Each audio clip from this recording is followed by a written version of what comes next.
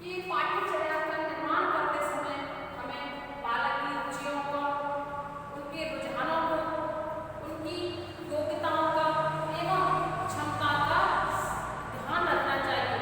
ऐसा नहीं हो कि हम जो पाठ्यचर्या का निर्माण करने जा रहे हैं उसमें बालक की रुचि न हो, बालक को अच्छा नहीं लग रहा हो, या उसमें बालक के रुझान नहीं हो, या बालक की उसके स्तर के अनुसार नहीं है, या हो सकता है उसकी क्षमता के अनुकूल नहीं है।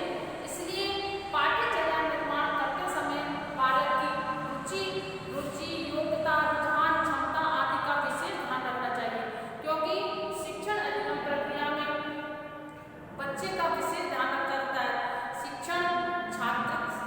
शिक्षक करवाता है और शिक्षण छात्र करते हैं, तो इसलिए इसका विशेष ध्यान रख करके इस चीज का ध्यान रखना चाहिए कि रुचि, रुझान, योग्यता एवं क्षमता के अनुसार ही पाठ्यचर्या का निर्माण करना चाहिए, जिससे बालक उसमें अधिक से अधिक रुचि ले सके। यदि रुचि के अनुसार, उसकी योग्यता के अनुसार हम पाठ्यचर्या का निर्माण नहीं करेंगे तो बालक क्या उसमें रुचि नहीं लेंगे और उसकी क्षमता के अनुसार को उसको नहीं सीख पाएंगे।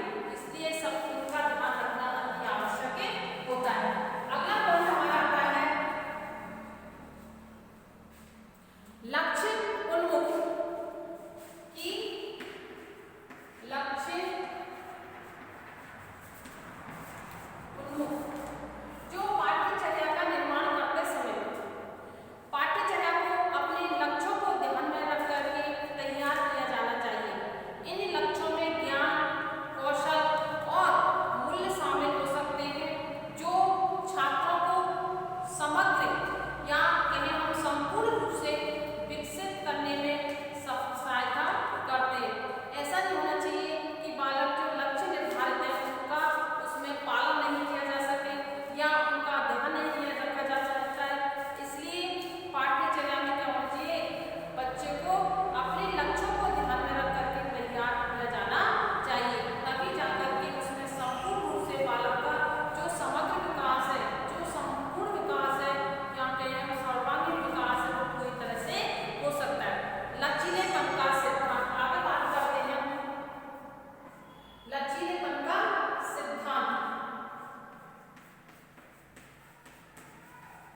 लचीलेपन का सिद्धांत